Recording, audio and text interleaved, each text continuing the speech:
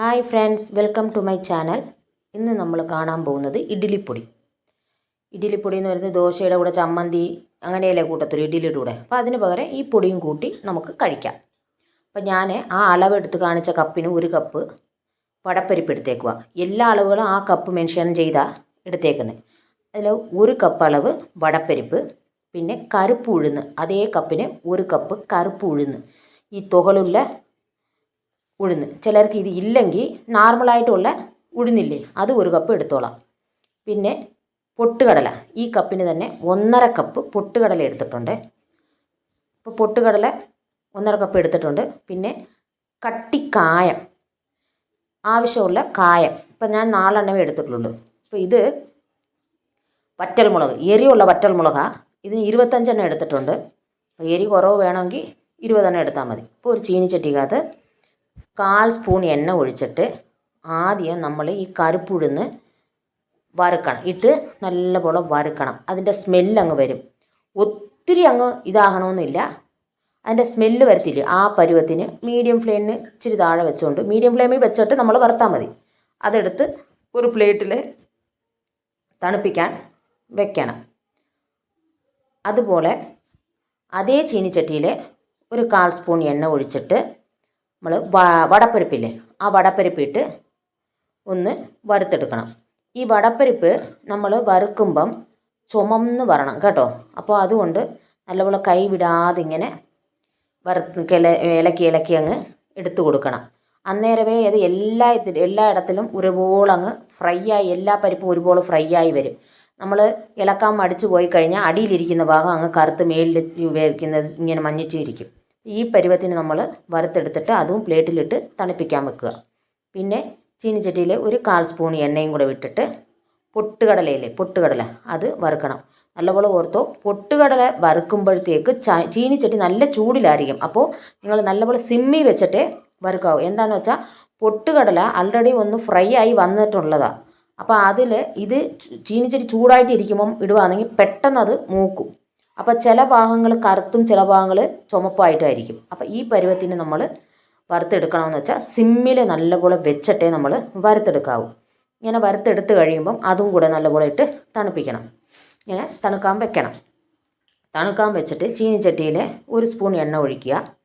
എണ്ണ ഒഴിച്ചിട്ട് കട്ടിക്കായമില്ലേ, അത് ഇട്ട് നല്ലപോലെ മൂപ്പിച്ചെടുക്കണം. കട്ടിക്കായം ഇപ്പം ഞാൻ ഇതിനകത്ത് ചെറിയ കായമാണ് ഇട്ടേക്കുന്നത്. അത് 4 എണ്ണം ഞാൻ ഇട്ടിട്ടുണ്ട്. ചിലർക്ക് കട്ടിക്കായം ഇച്ചിരി ഏറെ വേണമെന്ന് വെച്ചാൽ 2 പീസ് കൂടെ ചേർത്തോളാം കേട്ടോ. പിന്നെ ഇല്ല, ഞങ്ങൾക്ക് കട്ടിക്കായം കയ്യിലില്ല, എന്ത് കൊടുക്കും? ഓക്കെ, നിങ്ങൾ പൊടിക്കായമില്ലേ, ആ പൊടിക്കായം 2 സ്പൂൺ എടുക്കുക, അല്ല 1.5 സ്പൂൺ എടുക്കുക. കായത്തിൻ്റെ ചൊവ്വ ഇഷ്ടമുള്ളവർ 2 സ്പൂൺ എടുക്കുക, അല്ലാത്തവർ 1.5 സ്പൂൺ എടുത്താൽ മതി.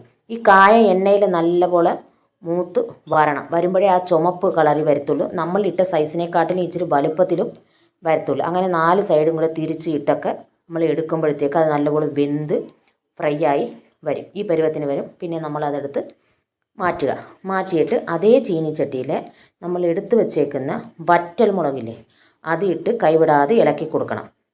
തീ കുറച്ച് വെച്ചിട്ട് ഇളക്കിയാൽ മതി. അപ്പോൾ അത് കറക്റ്റ് പരുവത്തിനങ്ങ് ചൂടായി നമുക്ക് കിട്ടും.